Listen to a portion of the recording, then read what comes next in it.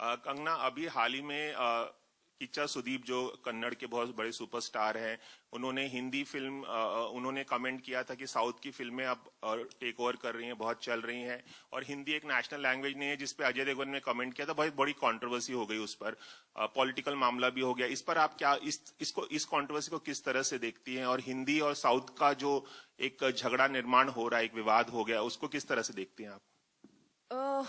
There is no, अगर आप चाहते हैं कि आपको मैं एक डायरेक्ट आंसर दे दूं, there is no direct answer to this, जबकि आप मेरी स्टेटमेंट से निकाल लेंगे एक डायरेक्ट आंसर खुद ही। But if you can give me 2 minutes, then I can give you my thoughts on this subject.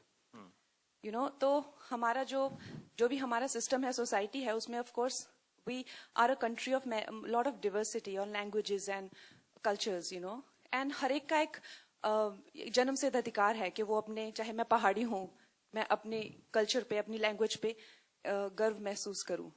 लेकिन हमारा जैसे देश है, to make it one unit, हमें कोई तो थ्रेड चाहिए ना, to run through it, right. अगर हमें कॉन्स्टिट्यूशन को कहा जाए, अगर हमें कॉन्स्टिट्यूशन का सम्मान करना है, तो जब इन लोगों ने बनाई तो हिंदी को राष्ट्रभाषा बनाया। अब जब आप कहते हैं कि मुझे as Tamil is actually older than Hindi, लेकिन उससे भी ओल्डर है संस्कृत। अगर आप मुझसे मेरा बयान पूछना चाहते हैं तो I think the national language should be Sanskrit, क्योंकि कन्नड़ा से तमिल से लेके गुजराती से लेके हिंदी सब उसी के से आई हुई हैं।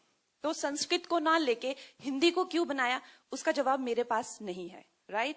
वो उस टाइम के लिए हुए डिसीजंस हैं। लेकिन जब खालिस्तान की मांग होती है, जो वो कहते हैं कि हम हिंदी को नहीं मानते हैं, तो जब युवाओं को भटकाया जाता है, it's not about that, they are denying the constitution, you understand that. तो जब आप कहते हैं कि मुझे तमिल, वो तमिल का भी मूवमेंट हुआ था, they wanted a separate nation, जब आप कहते हैं बंगाल रिपब्लिक की मांग करते हैं और कहते हैं कि I don't consider Hindi as a language, then you are not denying Hindi, what you are denying is Delhi being the centre of the government, understand. So इस चीज के बहुत ज्यादा लेयर्स हैं। तो जब आप इस चीज पे बात करते हैं तो आपको इन सब लेयर्स का अंदाजा होना चाहिए। तो जब आप हिंदी को डिनाई करते हैं, तो जो भी हमारा कॉन्स्टिट्यूशन है, दिल्ली की सरकार को आप डिनाई कर रहे हैं, राइट।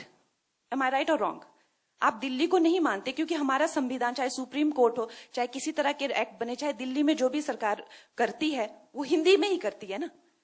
अगर आप चाहे देश भी घूमते हैं, चाहे बाहर भी जाते हैं, जर्मन हो गई या स्पेनिश हो गया, फ्रेंच हो गया, they are very proud about their language. लेकिन no matter how dark the colonial history is, fortunately or unfortunately, English has become that link. Today, even within the country, we are using English as the link to communicate. Should that be the link, or should Hindi or Sanskrit be that link, or Tamil? We have to decide that. We have to take that call.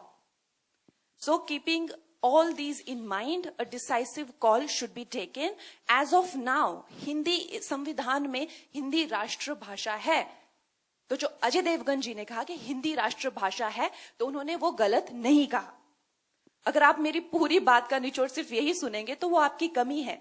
लेकिन अगर कोई ये कहता है कि Kannada is older than Hindi and so is Tamil, तो वो भी गलत नहीं कह रहे हैं। अगर मेरे हाथ में होगा तो I think Sanskrit is the legitimate language, जिसके से जर्मन भी आई हुई है, इंग्लिश, फ्रेंच, सब संस्कृत से स्टेम आउट हुए हैं। Why don't we have Sanskrit as the national language? Why it is not mandatory in schools? I don't know that.